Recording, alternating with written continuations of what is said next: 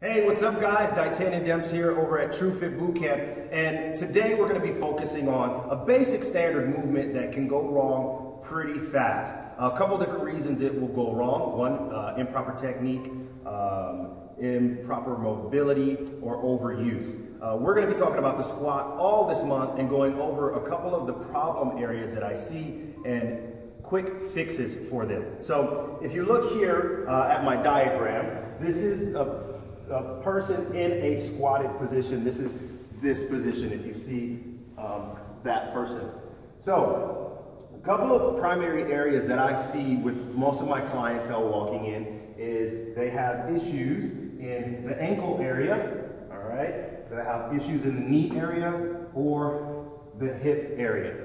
Now, upper extremity, we find that as we start to go into overhead squats and things that tend to add more load to this core area here. But for the basis of today's video, we're going to be focusing more in this hip area. Most times, people will come in who work behind a desk, and they tend to have tight hip flexors. The other thing that happens when you're sitting in a chair all day, your hamstrings, they get tight and they start to pull on your lower back. So if we're looking at this IT band that stretches pretty much from your knee all the way to your pelvis. As you're going into a squat, so there are a couple different ranges of squat. I call a beginner squat. A beginner squat is right there at that 90-degree angle. And what we try to teach here at TrueFit Bootcamp is a full range squat, which is below parallel. So that's dropping, this is a regular squat for somebody standard who isn't doing power, and this is a little bit deeper. Now, why would I want to go lower? Why do I want to drop below parallel? Well, if you look at your hamstring or you look at this IT band and you think of it as a rubber band, the further I stretch this rubber band, the further that rubber band is going to shoot, so the more power I'm going to be generating, the further down I go. So if I go a little bit deeper, I'm going to be working the full range of motion of that particular muscle, and I'm going to be generating more force and more power, which is going to increase my performance and increase the weight and the load that I'm going to be able to lift. So that's why we always try to teach a little bit below that parallel line. A lot of times I see high schoolers, I train a lot of football players going into college, and they come in and they don't get coached properly. They just get coached on lift weight, heavy, heavy, heavy, heavy. So they come in and they have this really poor squat, but they have tons of weight on it. And I look at how far they go, and they go boom, huh, huh, and I'm like, what are you doing? And the first time I have them drop below parallel, their squat drops in half, all right? Now, one of the reasons that I have them do that is, again, they're going to create more force. So I always send them back to school a lot stronger because I just increased their range of motion. So I'm generating more force out of that particular muscle. So what problems happen as we start to bend or go a little bit deeper is something we call a butt wink. So I'm going to show you what a butt wink looks like. So the objective for me is to keep my back nice and straight. So we want this anterior pelvic tilt here, and we want to maintain that all the way down. So right about here, most people are able to stay pretty fine. Once you go down here, we start to get this rounding in the back. Now, why does that rounding happen? Again, certain people only have a certain amount of range of motion and flexibility. And what happens is that connection here, it's only going to go so far, and as you're going, you're stretching this out, it's going to stop, and it's going to start to pull on your upper core, your upper back, your lower back. So it's pulling now your upper body down, and you start to get this curvature right around here. Why is that bad? Well, imagine if I'm putting a lot of weight at the top of my wrist here versus if I put a lot of weight on my wrist here. It's going to be able to hold and handle. If I start to do here and I bend here, we're going to start to have issues with that lower back. All right, so today I'm going to give you guys a couple of fixes. The first thing I want you to do, though, is I want you to stand in front of a mirror and I want you to check. Is your back staying this anterior position, or are you going to this posterior position, which is really bad? We want this nice and straight. See how far you go before that wink starts to happen. Can you stay below parallel, keep that butt out, or is that butt starting to round? Can you fight for that position, keeping that back nice and straight? Look in the mirror and see where do you start to break.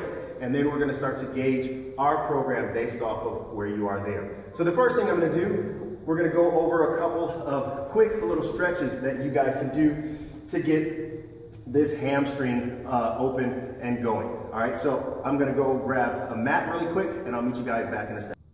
All right, guys, welcome back. So I've got my mat and I also have a bench. You guys can grab a chair at home if you're not at a gym. And one exercise that kind of puts the hip mobility, the hamstring mobility, all in one particular move is the perfect stretch. So what I'm gonna do is I'm gonna isolate for today particular exercises in that perfect stretch, and then at the end of the video I'll show you that perfect stretch that you guys can do. I do it every day in my workout routine. All right, so the first thing that we're gonna do is we're gonna go ahead and lay flat onto our back.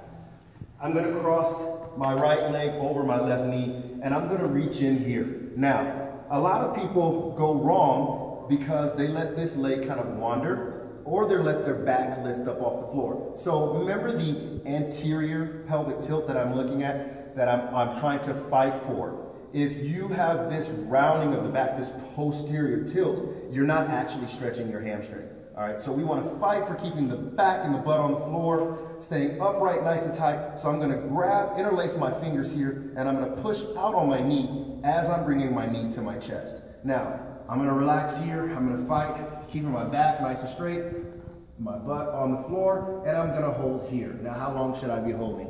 Realistically, they say 2 minutes. You need to be in a position for 2 minutes before your fascia starts to release. We'll do a series of movements over a little bit longer than 2 minutes, so you'll be able to hold for maybe about 30 seconds. Let that tension relax. If you have 2 minutes to hold that position, awesome, go for it. All right, similar, along the same lines, what I'm gonna do is I'm gonna lay my leg right here on the floor. This is a beginner version, and I have a bench to show you a little bit more advanced version of this same stretch. I want this leg to be behind me here. I want this right at a 90-degree angle. Now, a lot of people go into this position nice and relaxed. So if I'm nice and relaxed, what else is happening with my lower back, right? It's rounding. I have to fight to stay upright. As soon as I do this position, I stick my chest out, I get this anterior pelvic tilt in my lower back, I feel my hamstring firing already.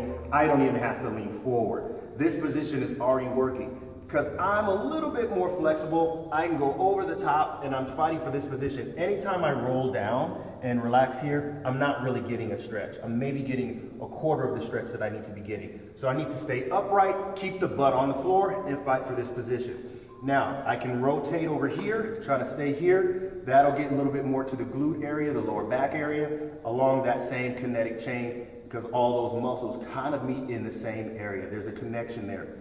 So the more I rotate this way and lean forward, the more I start to activate those muscles. Go ahead and stand up. Same thing, we can get this out of the way for a second.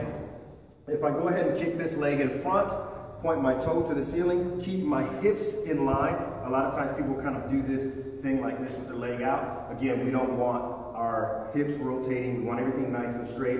I'm gonna stick my butt out here, chest up nice and high, and I'm gonna add a little pressure here, fighting for this. This is stretching out this hamstring here, right? Again, if you're rounded like this isn't doing anything, okay? You have to fight for this position right there, all right? Hold that again, 30 seconds if you can. If you need something to hold on for balance, do that, both sides. A little bit higher is gonna help you out here. Again, you're gonna lay this leg right across here and you're gonna drop this back knee to the floor. Now, people with tight hip flexors, what's gonna happen is this knee is gonna roll right up here. That's a sign that your hip flexor is really tight and we need to get something going on in there. If not, this leg is relaxed, we're gonna go ahead and lean onto that. We're gonna pull that chest out, we're gonna arch that back, and we're just gonna set right here. Now this position, I prefer this position because I can just relax here and I can hold this position for 2 minutes talking to my friend as they're warming up or as we're warming up and stretching right before class, and it doesn't do, it's not working too much on any other parts of my body. I can just isolate this position, all right? So those are a couple of stretches that you can do. Let's go over that perfect stretch really quick. This is very simple. You can do it across the floor or you can do it in place. It's a big lunge forward. Now I take this big lunge forward. I'm gonna make sure that my hips are nice and forward. I'm gonna take this hand to the floor. Now, this first part, do not do on a deadlift day. All right, if you're doing deadlifts, don't do the first part of this. And this is the first part, you're gonna rotate here. all right?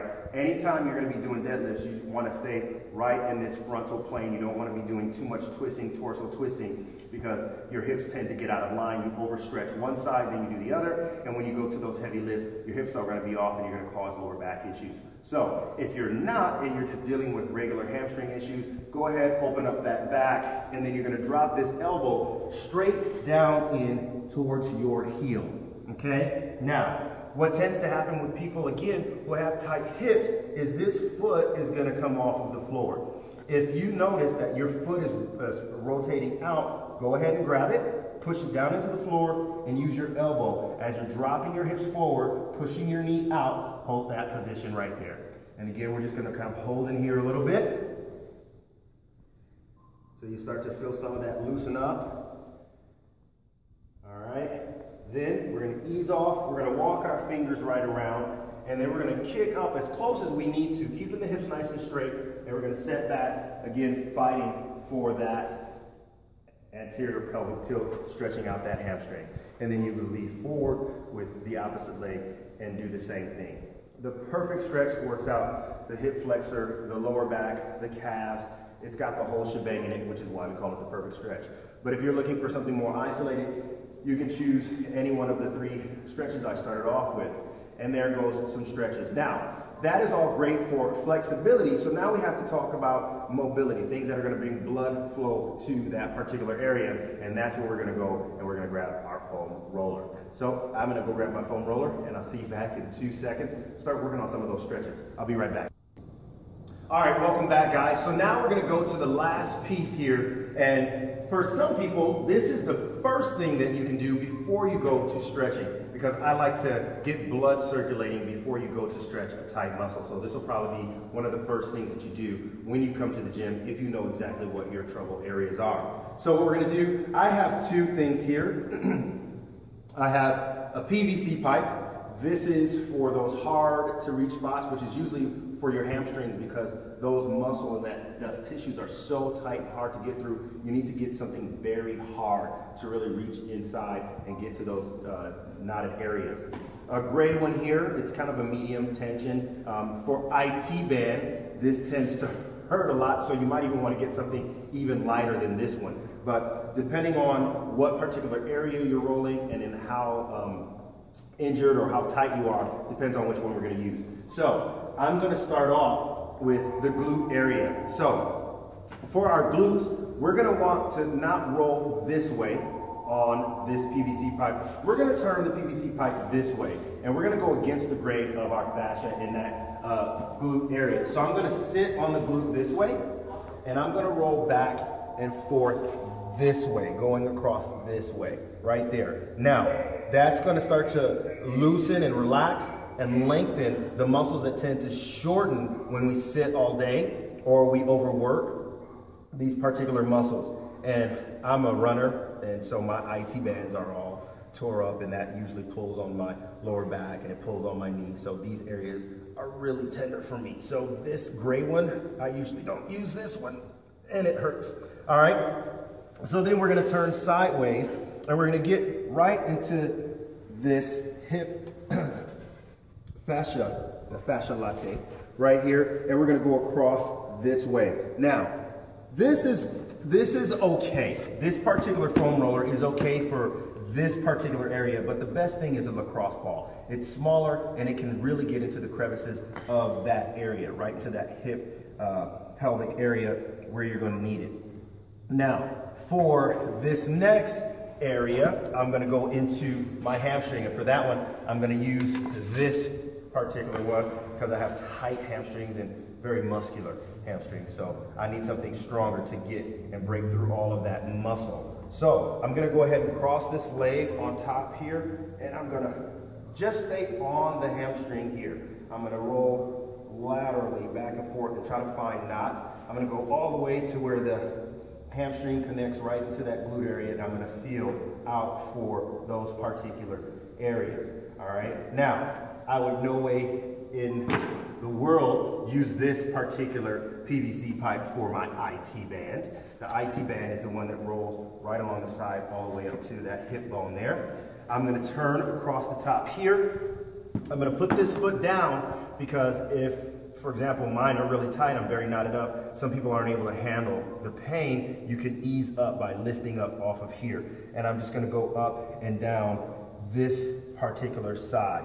All right, so you wanna make sure that you're rolling the correct way. So for the glutes, I'm gonna keep the foam roller this way.